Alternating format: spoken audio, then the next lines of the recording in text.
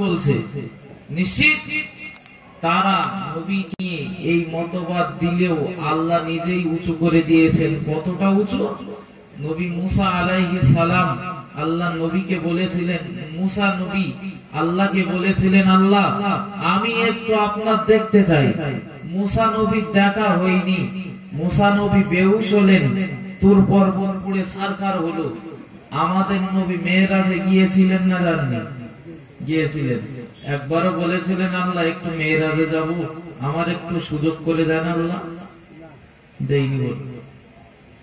নবী বলে বলি হঠাৎ নবীকে নিয়ে বলল, হুজুর আপনার জন্য আল্লাহ অপেক্ষায় রয়েছেন, একটু বলেন না সুবহানাল্লাহ। ও আল্লাহ পাকের ইমানদার বান্দা বান্দীগণ, ভালো করে মাথায় রাখুন, আল্লাহ পাকের নবী মুসা আলাইহিস সালাম তিনি যখন তুর পর্বতে উঠতে যাবেন, মুসা নবীর পায়ে জুতা পরা ছিল। আল্লাহ নবী মুসা আলাইহিস সালাম জুতা দুটো না খুলে তিনি তুর পর্বতে উঠতে যাবেন। আল্লাহ পাক মুসা নবীকে ডাক দিয়ে বললেন, ও আমার নবী মুসা, কোরআন শরীফে সূরা তাহার ভিতরে এসেছে, ফাকলানা আলাই ইন্নাকা বিল ওয়াদিল মুকদ্দাসি তুওয়া। ও আমার নবী মুসা, তুমি তোমার পায়ের জুতা দুটো খুলে ফেলো, তোমার পায়ের জুতা পরে তুমি তুর পর্বতে ওঠো না, খালি পায়ে তুর পর্বতে ওঠো, কারণ যে পর্বতটায় উঠতে যাচ্ছ এই পর্বতটা অত্যন্ত সম্মানিত পর্বত। ও মুসলমানেরা, আমাদের নবীও মেরাজে যাচ্ছে, সিদরাতুল মুনতাহায় নবী যখন পৌঁছে গেলেন, আল্লাহর নবীর কথা স্মরণ হয়ে গেল। মুসা নবী পায়ে জুতা পরে তুর পর্বতে উঠতে যাচ্ছিলেন। আল্লাহ পাক মুসা নবীকে নিষেধ করেছিলেন, আমাকে নিষেধ করার পূর্বেই আমি আমার পায়ে জুতা দুটো খুলে ফেলি। আমাদের নবী পা থেকে জুতা খুলতে যাবেন, আল্লাহ পাক রব্বুল আলামিন গায়েবী ভাবে আওয়াজ প্রদান করলেন, ও আমার হাবিব, আপনি আপনার পদতল থেকে আপনার পা থেকে জুতা দুটো খুলবেন না, খুলবেন না, কারণ আপনার পদধূলিতে আমার আরশে মহল্লা ধন্য হয়ে যাবে। জোরে বলুন আর মন খুলে বলুন সুবহানাল্লাহ। নবীর পদতলে আরশে মহল্লা ধন্য হবে। তুর পর্বতের দাম বেশি না আরশে মহল্লা? এইখানে আমাদের নবীর ইজ্জত বেশি। আল্লাহ কোরআন শরীফে বলেছেন, কুল ইন্নামা আনা বাশারুম মিসলুকুম, হে নবী আপনি বলুন আপনি তাদের মতো একজন মানুষ। আর এই কথাটা নিয়ে আমরা ব্যাখ্যা করলাম নবী আমাদের মতো মানুষ মানে নবী বড় ভাই। নাউজুবিল্লাহ। ঈমানটা মজবুত করতে হবে। নবী যদি আমাদের মতো মানুষ হয়, বাবু আল্লাহ নবী একদিন সাহাবীদেরকে নিয়ে কথা বলছেন, হঠাৎ করে নবীজি বললেন, ও সাহাবারা, তোমরা কি কোনো কিছুর বস্তুর আওয়াজ পেয়েছো উপর থেকে নিচে পড়া? মুসলিম শরীফের হাদিসে এসেছে, সাহাবারা বলছেন না তো হুজুর। আল্লাহ নবী বললেন, আমি শুনতে পেয়েছি এখান থেকে 70 বছর আগে জাহান্নামের মুখ থেকে একটা পাথর ছাড়া হয়েছিল। 70 বছর সময় লেগেছে জাহান্নামের তলদেশে পৌঁছাতে ওই পাথর। এক্ষুনি পাথরটা পড়লো, আমি নিজ কানে শুনতে পেয়েছি। বলেন না সুবহানাল্লাহ। ওগো মুসলমান, মাথায় রাখুন, নবী আমাদের মতো মানুষ, এরপরেও আমাদের মতো মানুষ হলেও আমাদের কান রয়েছে, নবীরও কান ছিল, দুটো কান এক নয়। আল্লাহ পাকের নবীরও চোখ ছিল, আমাদেরও চোখ রয়েছে, কিন্তু আমাদের চোখ তো নবীর চোখের মতো নয়। আল্লাহ পাকের নবী মসজিদে নববীতে নামাজের জন্য ইমামতি করছে, আর দেখা গেল নামাজ শেষে একজন সাহাবীকে ডাক দিলেন, ও আমার সাহাবী, তুমি নামাজের ভিতরে কেন অমনোযোগী? নামাজের ভিতরে কেন তোমার মনোযোগ ছিল না? নামাজের ভিতরে কেন তুমি লাফালাফি করছিলে? হাত পা তুমি নাড়ানাড়ি করছিলে? আল্লাহ নবী সাহাবী নবীকে বললেন, ইয়া রাসূলুল্লাহ, ইয়া হাবিবাল্লাহ, হুজুর আপনি যে কথাটা বলছেন সত্য বলছেন, কিন্তু আমি অবাক হয়ে যাচ্ছি। আপনি ছিলেন সামনে, আমি ছিলাম পিছনে, আমি কি করছিলাম আপনি কেমন করে দেখতে পেলেন? আল্লাহ পাকের নবী বলেছিলেন, ও আমার সাহাবী মনে রেখে দাও, আমি রাসূলুল্লাহ সামনে যতটা দেখতে পাই পিছনেও ততটা দেখতে পাই। জোরে বলুন সুবহানাল্লাহ। আমি আব্দুল মতিন ওয়াজ করছি, এই পর্দার সাইডে যদি কোনো মা বোন আমাকে দেখে কোনো ইশারা করে বুঝতে পারবো? আমার মতো বলার আগে ভাবা দরকার ছিল, ভাবা দরকার ছিল যে কি কাকে কি বলছে। নবী কোন এক যুদ্ধে গেলে যাওয়ার পরে যুদ্ধ ময়দানে পানি বলতে আর কিচ্ছু নেই, ওযু করার পানিও নেই। নবী বললেন, ও সাহাবারা থাকতে তো হবে এখনো, তো পানি তো নেই, দেখো পাত্রগুলোর পানি সব একটা জায়গায় করো। অনেক সময় বোতলে পানি শেষের পরেও নিচে তো কিছু থাকে, সব পাত্রের পানিগুলো একটা বদনায় রাখলেন, লোটায় রাখলেন, হাফ বদনা পানি হয়েছে। নবীজি শাহাদাত আঙ্গুলটা ওই বদনার ভিতরে দিয়ে দিলেন, পানি বক বক করে বার হচ্ছে। বলেন না সুবহানাল্লাহ।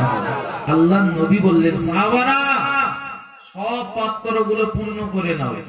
সব সাহাবারা পাত্রগুলো পূর্ণ করলেন। বললেন, যাদের ওযুর দরকার, গোসলের দরকার, গোসল ওযু করে নাও। সাহাবারা গোসল করলেন, ওযু করলেন, পানি পান করলেন।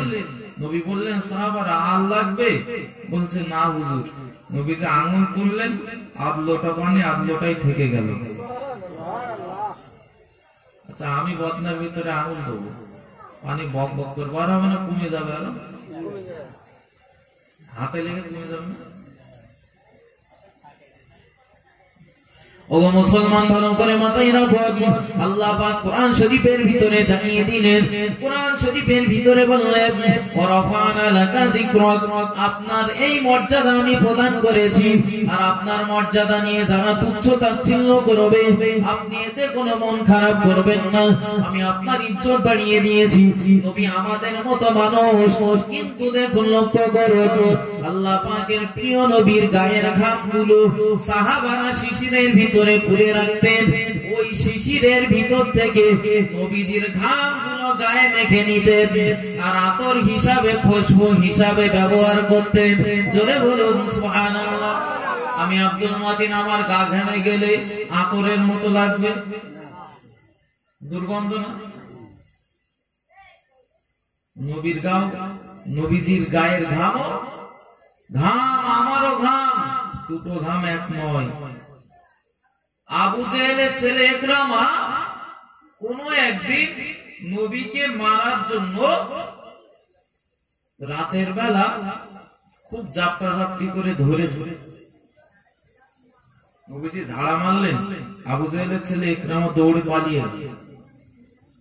সকাল হয়েছে, ও ওর দলের দিকে গেল।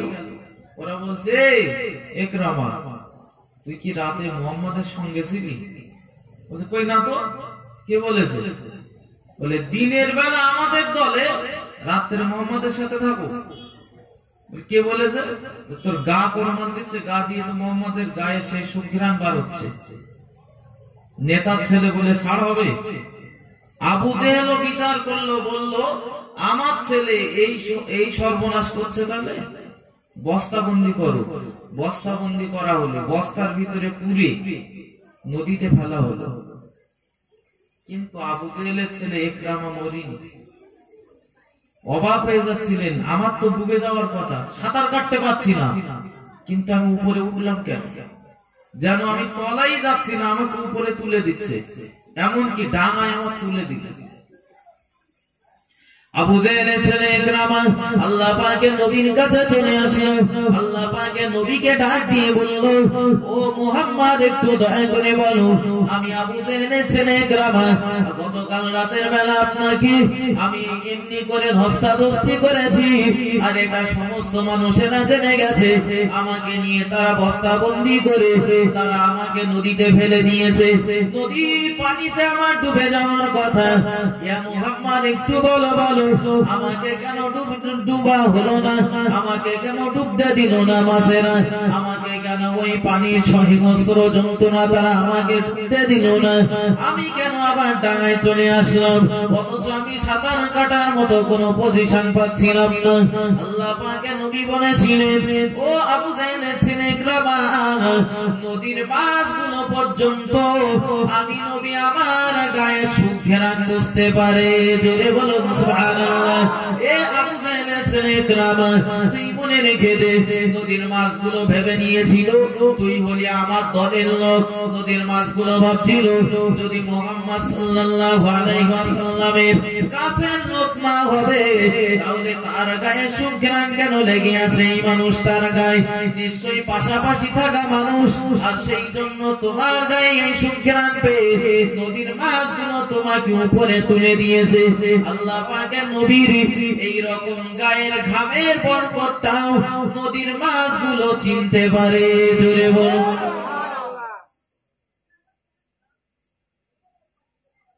নবীজির ঘাম আর সুঘ্রাণ, আমাদের পেশাব দুর্গন্ধ, নবীর পেশাব দুর্গন্ধ না সুগন্ধ? সুগন্ধ বলো। আমরা পায়খানা করলে দুনিয়ার উপরেই পড়ে থাকে, নবীজি পায়খানা করলে সঙ্গে সঙ্গে মাটি ভাগ হয়ে যেত। সম্মান আল্লাহ কতটা দিয়েছে। আল্লাহ পাকের প্রিয় নবী মুহাম্মদ রাসূলুল্লাহ সাল্লাল্লাহু আলাইহি ওয়াসাল্লাম হুজুর আমার তিনি যখন অসুস্থ হয়ে পড়লেন আর উঠে দাঁড়ানোর মতো কোনো ক্ষমতা নাই, আল্লাহ নবী তিনি আম্মা জান আয়েশা সিদ্দিকাকে ডাক দিলেন, ও বিবি আয়েশা একটু আমার কাছে চলে আসো আয়েশা। আম্মা জান আয়েশা সিদ্দিকা হাজির হয়ে গেলেন। ইয়া রাসূলুল্লাহ, ইয়া হাবিবাল্লাহ, হুজুর আপনি বলুন কি হয়েছে আপনার? আল্লাহ পাকের নবী বলেছিলেন, ও বিবি আয়েশা আমি আর উঠে দাঁড়াতে পারছি না, উঠে দাঁড়ানোর মতো শক্তি আমি হারিয়ে ফেলেছি, আমার এত পরিমাণে পেশাবের চাপ লেগেছে, ইস্তেনজায়খানায় যাব আমি আর যেতে পারছি না হেঁটে। ও আমার বিবি আয়েশা আমার জন্য একটা পাত্র নিয়ে আসো, ওই পাত্রে আমি পেশাব করব। আল্লাহ পাকের নবী আল্লাহ পাকের রাসূলের কথা শুনে আম্মা জান আয়েশা সিদ্দিকা তিনি একটা পাত্র নিয়ে হাজির হয়ে গেলেন। প্রিয় নবী ওই পাত্রে পেশাব করলেন। আম্মা জান আয়েশা সিদ্দিকার হাতে অনেক কাজকর্ম রয়েছে। আম্মা জান আয়েশা সিদ্দিকা রাদিয়াল্লাহু তাআলা আনহা তিনি ওই পাত্রটা ঘরের একটা কোণে রেখে দিলেন। কাজকর্মগুলো গোছানোর পরে ওই পেশাবগুলো ফেলে দিয়ে আসবেন। কিন্তু অবাক হওয়ার কথা, আম্মা জান আয়েশা সিদ্দিকা এসে দেখলেন পাত্রের জায়গায় পাত্র রয়েছে, কিন্তু না না না ওই পাত্রে নবীজির কোনো পেশাব নাই। পেশাব কেন, কোথায়? তিনি যখন খোঁজ করতে লাগলেন বাড়িতে একটা মহিলা ছিল, মহিলাটা চলে আসলো, মাথাটা নিচু করে দাঁড়িয়ে রয়েছে। আম্মা জান আয়েশা সিদ্দিকাকে বললেন, ভুল করে ফেলে দিয়েছি, অন্যায় করে ফেলে দিয়েছি, ও আম্মা জান আয়েশা আপনি আমাকে মাফ করে দেন। আম্মা জান আয়েশা সিদ্দিকা বললেন, কি ভুল তুমি করেছো? আল্লাহ পাকের নবী আল্লাহ পাকের রাসূলের বিবি যখন বললেন, ওই জায়গায় ওই মহিলা মাথা নিচু করে বললেন, নবীজির পেশাব ছিল ওই পাত্রে, আমি বুঝতে পারিনি, আমি বাইরে দাঁড়িয়েছিলাম, আমার নাকি এত পরিমাণে সুঘ্রাণ চলে আসে, আমি আর বাইরে দাঁড়িয়ে থাকতে পারলাম না, ঘরের ভিতরে চলে গেলাম। ঘরের ভিতরে গিয়ে দেখতে পেলাম ওই পাত্র দিয়ে এত সুঘ্রাণ চলে আসে। আমি মনে করলাম হয়তো কোনো সুস্বাদু পানীয় দ্রব্য নতুবা কোনো শরবত হবে।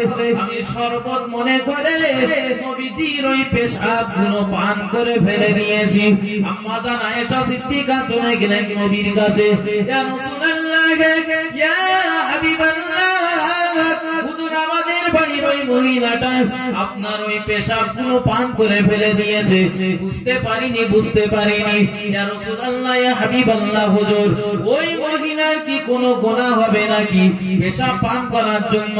আল্লাহ পাকের নবী বলেছিলেন, ও গো বিবি আয়েশা তুমি মনে রাখো, আমার পেশাব পান করার জন্য আমাদের বাড়ির ওই মহিলাটার কোনো গুনাহ হবে না।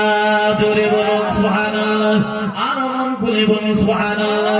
আল্লাহ পাকের নবী বলেছিলেন, ও বিবি আয়েশা তবে তুমি মনে রেখে দাও আয়েশা, আমার পেশাবগুলো আজ যেন এমন অসতর্ক ভাবে রেখে দেবে না, কারণ আমি দয়ার নবী জানিয়ে দিলাম আমার পেশাব যা শরীরের ভিতরে একবার প্রবেশ করবে, আমার পেশাবের মর্যাদা খাতিরে জাহান্নামের আগুন তাকে স্পর্শ করবে না।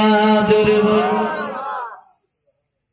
নবীর পেশাবের এত মর্যাদা, জাহান্নামের আগুন পর্যন্ত নবীর পেশাবকে সম্মান করে। আমার মরণের সময় হবে, মরণের সময় রাত 11টায় চলে যেতে হবে না? যেতে হবে। কোনো কথা শোনা হবে না। ফাইজা জাআ আজালুহুম লা ইস্তাখিরুনা সাআতাও ওয়া লা ইস্তাকদিমুন। আল্লাহ কোরআন শরীফে বললেন, যখন যার মরণের সময় হবে চলে যেতে হবে, কোনো সময় নেই। একমাত্র নবী আদম আলাইহিস সালাম থেকে নিয়ে কিয়ামত পর্যন্ত যত মানুষের জান আজরাইল কবজ করবে, সকলের কাছে যাবে আর জান কবজ করবে। আমাদের নবীর কাছে যে একমাত্র অনুমতি নিয়েছিলেন, বলেন না সুবহানাল্লাহ। ইয়া রাসূলুল্লাহ, আল্লাহ আমাকে পাঠিয়ে দিয়েছেন আপনার জান কবজ করতে, যদি অনুমতি দেন জান কবজ করব, অনুমতি না দিলে ফিরে যেতে বলেছে। কম বড় সম্মান না থাকলে এই কথাটা বলে।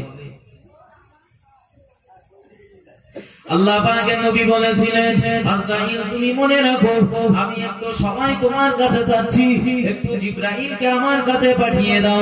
জিবরাইল আলাইহিস সালাম চলে আসলেন। ইয়া রাসূলুল্লাহ, ইয়া হাবিবাল্লাহ, হুজুর আপনি বলুন কি আপনার কি কথা আপনি আমাকে বলবেন।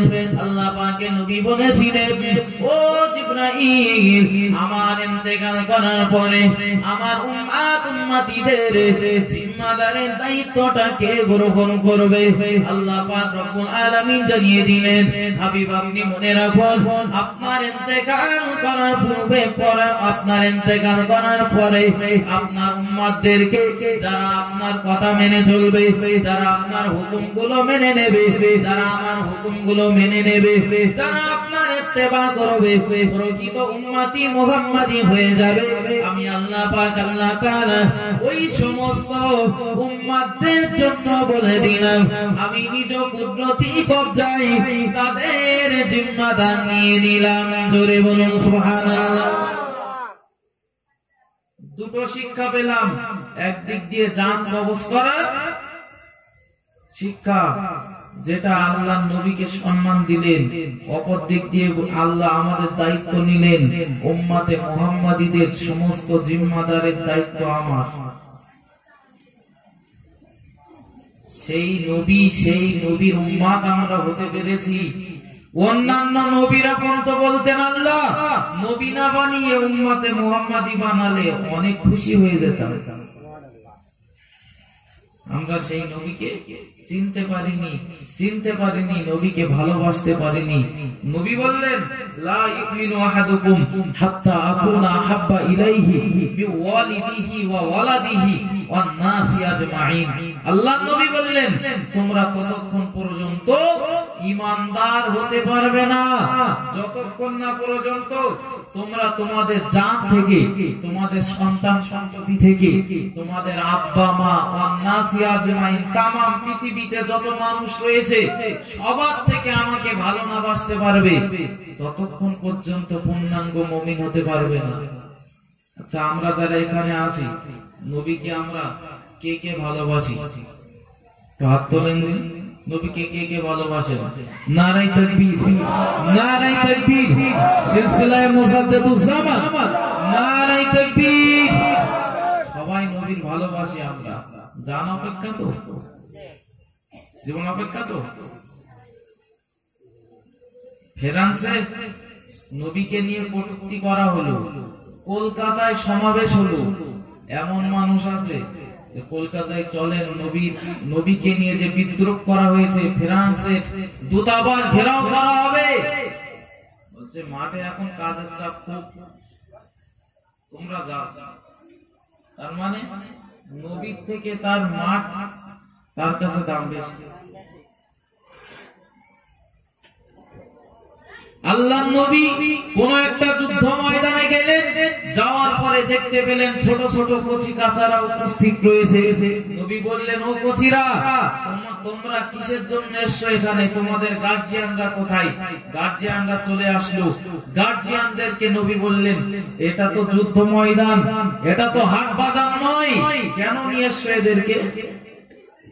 ছোট ছোট কচি কাচারা পিতা মাতা দাদা দাদি এদের কিছু লাগে না হাটে বাজারে যাবে বলে? যে যাবো আমি হাটে বাজারে। তো নবী বললেন, এটা তো যুদ্ধ ময়দান, জীবন মরণ নিয়ে খেলা, কেন নিয়ে এসছো এদেরকে এখানে? সাহাবারা উত্তর দিয়েছিলেন, ইয়া রাসূলুল্লাহ, ইয়া হাবিবাল্লাহ, আল্লাহ না করুক যদি এই যুদ্ধ ময়দানে যুদ্ধ করতে করতে আমরা আপনার সব সাহাবারা যদি মারা যায়, সব সাহাবারা যদি এই যুদ্ধ ময়দানে শহীদ হয়ে যায়, তাহলে আপনি যদি একা থাকেন এ দুনিয়ায়, আপনাকে পাহারা কে দেবে? আমরা সব সাহাবারা মারা যাব, শহীদ হয়ে যাব, শত্রুরা আপনার দিকে তীরগুলো নিক্ষেপ করবে।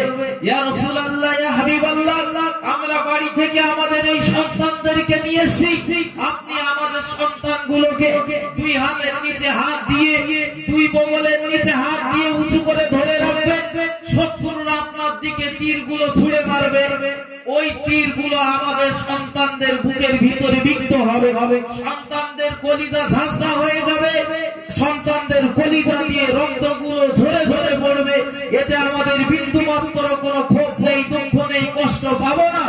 আপনার শরীরে যদি সামান্য আঘাত আসে, আমরা আপনার সাহাবারা সহ্য করতে পারবো না। বলেন না সুবহানাল্লাহ? আরো মন খুলে বলেন না সুবহানাল্লাহ? সন্তানের মায়া অত সোজা না, বলু মুখে বললে হবে না। ছেলে মেয়ের রাত্রে যদি একটু জ্বর আসে, বাপের যতই কষ্ট হোক, সারাদিন খাটাখাটনি করার পরে এসে ঘুমিয়েছে, যদি সে কান্নাকাটি করে, আগে চলে যায় ঘুম বাদ দিয়ে ডাক্তারের কাছে। সন্তান থেকে নবীকে ভালোবাসার প্রমাণ দেখিয়ে গেছেন নবী সাহাবারা। ও মুসলমান, ভালো করে মাথায় রাখুন, ভুল আমায় বুঝবেন না, বেয়াদবি নেবেন না। আমি কয়েকটা আপনাদের কাছে উদাহরণ দিচ্ছি, জানি না আমি আপনাদেরকে ঠিকভাবে বোঝাতে পারছি কিনা, একটু দয়া করে বলবেন, বুঝতে না পারলে প্রশ্ন করবেন অবশ্যই।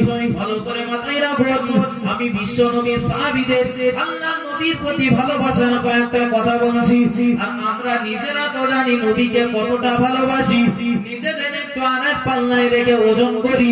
আল্লাহ পাকের প্রিয় নবী মুহাম্মদুর রাসূলুল্লাহ সাল্লাল্লাহু আলাইহি ওয়াসাল্লাম, হুজুর আমার একদিন তিনি বলেছিলেন আবু বকরকে ডেকে, ও আমার সাহাবী আবু বকর, আমি হয়তো আর মক্কা জমিনে থাকবো না, মক্কার কুফারে কুরাইশরা আমাকে চিনতে পারিনি, বুঝতে পারিনি, আমার উপরে অনেক অত্যাচার করছে।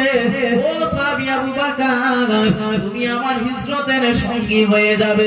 6 মাস কেটে গেল এই কথা বলার পরে, হঠাৎ করে কোনো একদিন রাত্রিতে আল্লাহ পাকের নবী তিনি চলে গেলেন আবু বকরের ঘরের সামনে দরজার সামনে গিয়ে একবার আবু বকর বলে ডাক দিলেন, আর ডাক দেওয়ার সঙ্গে সঙ্গে আবু বকরের ঘরের দরজাটা খুলে গেল। জোরে বলুন সুবহানাল্লাহ। ও মুসলমানেরা, আল্লাহ পাকের নবী বললেন, আবু বকর, তুমি কি বাইরে আসার জন্য ব্যস্ত হয়েছিলে? তোমার কি বাইরে এখন কোনো প্রয়োজন ছিল আবু বকর? তাই আমি ডেকেছি, আর তুমিও উঠেছিলে বাইরে আসার জন্য। ও আমার সাহাবী আবু বকর, তুমি কেন এই রাতের বেলা হঠাৎ করে দরজা খুলে দিলে? এক মুহূর্ত কোনো বিলম্ব হলো না। আল্লাহ পাকের নবী সাহাবী বলেছিলেন, ইয়া রাসূলুল্লাহ, ইয়া হাবিবাল্লাহ, হুজুর 6 মাস পূর্বে আপনি একদিন আমাকে বলেছিলেন, আবু বকর, হয়তো আর মক্কা জমিনে থাকা হবে না, আবু বকর, মক্কা ছেড়ে মদিনাতে হিজরত করতে হবে। ইয়া রাসূলুল্লাহ, 6 মাস ধরে আমি আবু বকর রাতের বেলা বিছানায় পিঠ লাগাই না। জোরে বলুন, আর মন খুলে বলুন সুবহানাল্লাহ। ও আল্লাহর নবী, আপনি হিজরত করার জন্য বাড়ি থেকে বার হয়ে আসবেন, আর আমার ঘরের দরজার সামনে দাঁড়িয়ে আবু বাকার বলে ডাক দেবেন। আমি আবু বাকার ঘুমিয়ে থাকবো, এটা তো মেনে নেওয়া যায় না, এটা তো মানা সম্ভব নয়। আপনি বাইরে দাঁড়িয়ে থাকবেন, আমি আবু বাকার ঘরের ভিতরে আরাম করবো। ও আল্লাহর নবী, ওই জন্য আমি ঘরের ভিতরে দাঁড়িয়ে দাঁড়িয়ে সারাদিন দরজার কাছে পিঠ লাগিয়ে থাকি, কবে কখন আল্লাহর নবী আসবে, যেন নবীর সঙ্গে কোনো বেয়াদবি না হয়ে যায়। আল্লাহ পাকে নবীকে ফেলেছিলেন। ও আমার সাহাবী আবু বকর, তুমি এতটা আমাকে ভালোবাসো, তুমি কি এতটা আমাকে ভালোবাসো? আবু বকর সিদ্দিক বলেছিলেন, হুজুর শুধু আমি একা রাতের বেলা ঘুমাই না, এখানে শেষ নয়। হুজুর আমাদের বাড়ির যে মেয়ে আসমা, আমার বাড়ির মেয়ে আসমা 6 মাস হয়ে গেল রাতের বেলা ঘুমাই না, প্রতিদিন রাত্র বেলাতে আপনার জন্য নাস্তা বানিয়ে রাখে। আপনি হিজরতে চলে যাবেন, প্রতিমধ্যে কি খাওয়া দাওয়া করবেন, আপনার নাস্তা নিয়ে আমার বেটি আসমা রেডি থাকে। 6 মাস হয়ে গেল আসমাও ঘুমাই না। ইয়া রাসূলুল্লাহ, ইয়া হাবিবাল্লাহ, হুজুর আমি আর আসমা কেন? ঘরের বাইরে যে উটটা বাঁধা রয়েছে, 6 মাস হয়ে গেল উটের চোখেও কোনো ঘুম নেই। জোরে বলুন সুবহানাল্লাহ। আল্লাহ পাকের নবী কাঁদতে কাঁদতে বলেছিলেন, আবু বকর তুমি আমার বাল্যকালের বন্ধু ছিলে, হিজরতের বন্ধু তুমি হয়ে গেলে। এখানে শেষ নয় আবু বকর, আমি আল্লাহ নবী জানিয়ে দিলাম, লিকুল্লি নাবিয়্যিন রাফিকুন ফিল জান্নাহ ওয়া রাফিকি ফিল জান্নাতি আবু বকর। প্রত্যেক নবীদের জামানার সব উম্মতদের ভিতরে একজন উম্মতকে ওই নবীর বন্ধু বানিয়ে দেবেন জান্নাতে। আর আল্লাহ পাক রব্বুল আলামিন জান্নাতের ভিতরে আমার উম্মতদের ভিতরে যার সঙ্গে আমার বন্ধু বানিয়ে দেবেন, তিনি হলেন তুমি আবু বকর। আবু বকরকে আল্লাহ তাআলা আমার জান্নাতের ভিতরে বন্ধু বানিয়ে দেবেন। জোরে বলুন সুবহানাল্লাহ। নবীর ছোটবেলার বন্ধু, নবীজির হিজরতের বন্ধু, নবীজির জান্নাতেরও বন্ধু, এমনকি পাশাপাশি শুয়ে বন্ধু হিসাবেই নবীর পাশে শুয়ে আছেন। বলেন না সুবহানাল্লাহ। নবীজির পাশে কার কবর?